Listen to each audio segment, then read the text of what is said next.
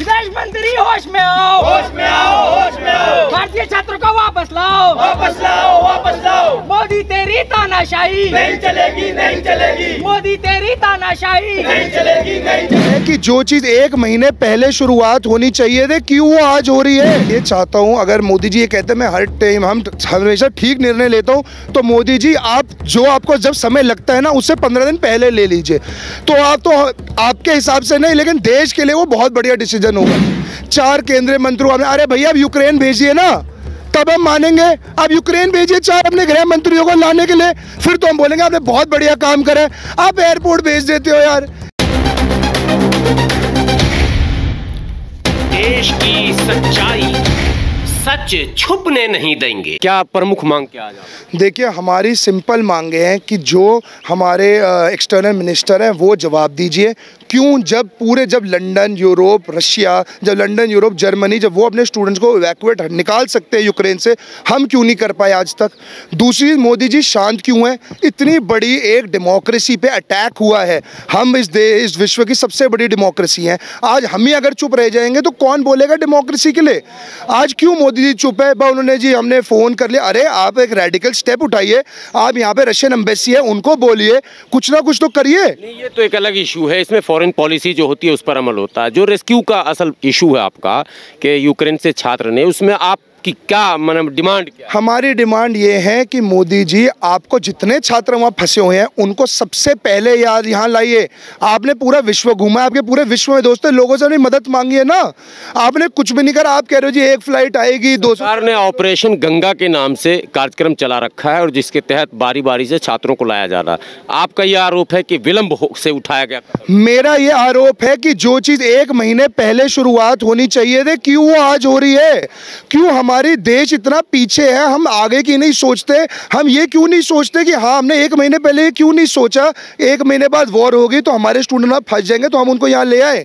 अभी उत्तर प्रदेश के चुनावी सभा में प्रधानमंत्री जी ने कहा कि हम हमेशा निर्णय जो लेते हैं वो समय पर लेते हैं। कोविड में भी हमने सही निर्णय लिया था, देश को बचाया था, जो ऑन रिकॉर्ड अभी उन्होंने कहा। और अभी भी यूक्रेन में हमने अपने देश के छात्रों को सुरक्षित लाने का प्रण किया। देखिए, अगर मैं ये चाहता हूँ, अगर मोदी जी ये कहते हैं मैं हर टाइम हम हमेशा ठीक निर्णय लेता हूँ, तो मोदी जी आप जो आपको जब समय लगता है ना, उससे 15 दिन पहले ले लीजिए।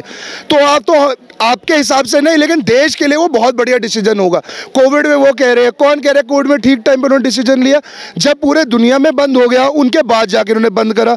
जो हमारे आंकड़े आते हैं वो गलत है।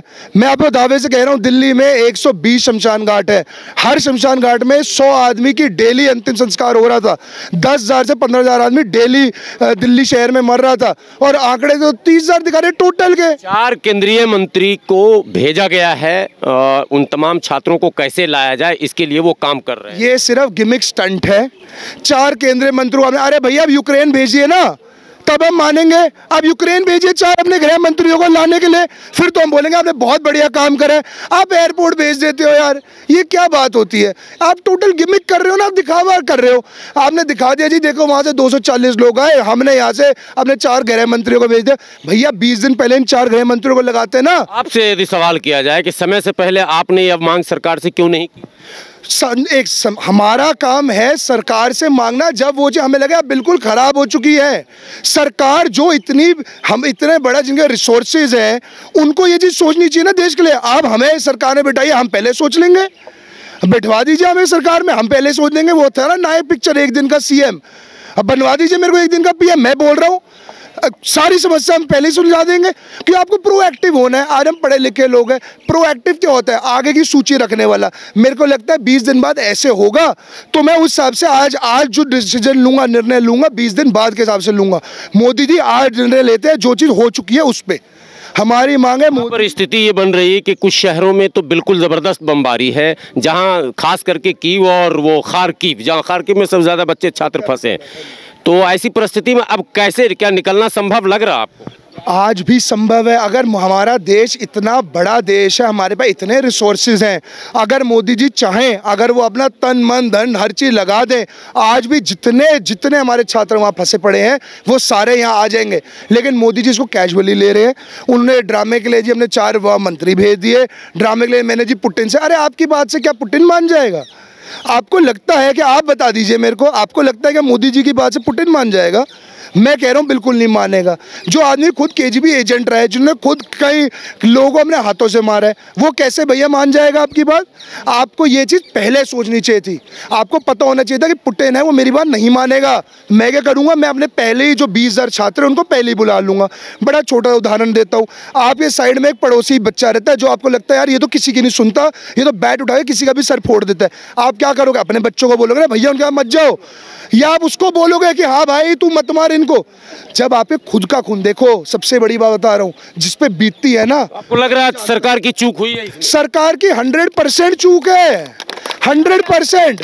एक सेकंड, जिस आदमी पे बीतती है सिर्फ वही जानता है। आज मोदी जी नहीं समझेंगे कि हाँ वो जो 17,000 बच्चों का परिवार है उन पे क्या फील हो रही होगी। ना मैं समझ सकता हूँ ना आप समझ पाओगे, क्योंकि जिस आदमी पे बीतती है ना, जिस आदमी के घर पे कोविड से किसी की डेथ हुई है, वो दर्द वही जानता है और हम में से कोई नहीं समझ पाएगा। तो मेरी ये बात है मोदी जी से। सारी तस्वीरें आ रही है यूक्रेन से, तमाम छात्र जो है वीडियोस भेज रहे हैं, अपील कर रहे हैं, वो कई तरह के आरोप भी लगा रहे हैं कि उनके पास मिसबिहेवियर भी हो रहा है। लेकिन सरकार और भारत की कुछ मीडिया लगातार ये कह रही है कि भारत के किसी भी छात्र को किसी तरह से कोई कष्ट नहीं है, वो सुरक्षित है और आ जाएंगे। अब आप बता रहे हैं कि एक छात्र के शहीद होने की भी खबर। बिल्कुल, कहाँ से ये खबर आई? ऑनलाइन देखिए, ये न्यूज़ मेन स्ट्रीम न्यूज़ नहीं दिखाएगा कभी भी।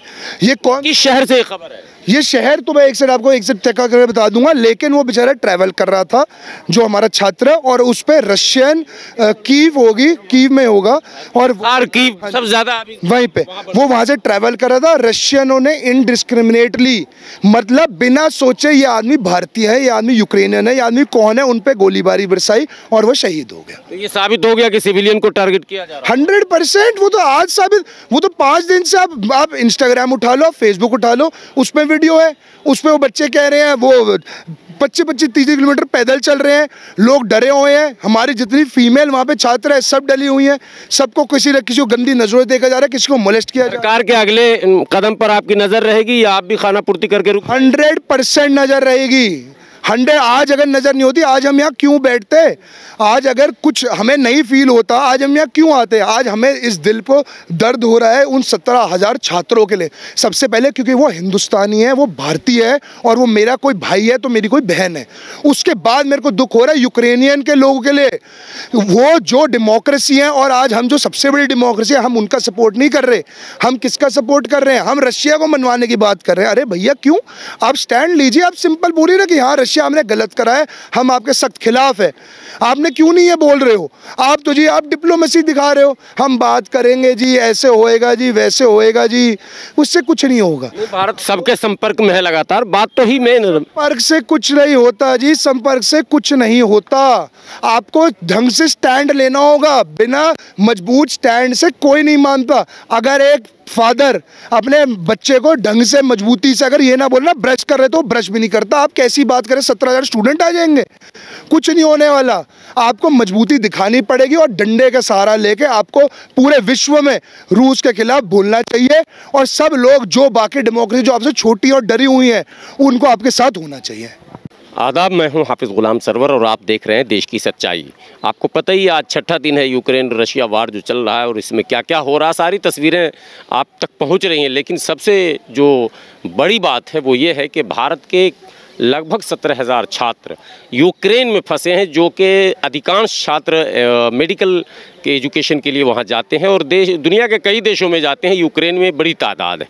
अब जब परिस्थिति ऐसी बन गई है कि बिल्कुल मार्शल लॉ लगा हुआ है, कहीं कोई निकल नहीं सकता, कर्फ्यू की स्थिति है, ऐसी परिस्थिति में भारतीय छात्र कैसे सुरक्षित अपने वतन लौटेंगे, इन्हीं प्रश्नों को लेकर हर जगह चर्चाएँ चल रही हैं। और अभी सबका भला संगठन के नाम से एक संगठन है जो जंतर मंतर पर आकर सरकार से ये मांग कर रही है कि जितनी जल्दी, और ये आरोप भी लगा रही है कि फैसले लेने में विलंब हुआ है, और कुछ हद तक ये बात सही भी है कि बहुत दिनों से वार का सिचुएशन बना हुआ था और लग रहा था कि अब यह कब वार होगा, लेकिन सरकार शायद उस ओर ध्यान नहीं दे रही थी।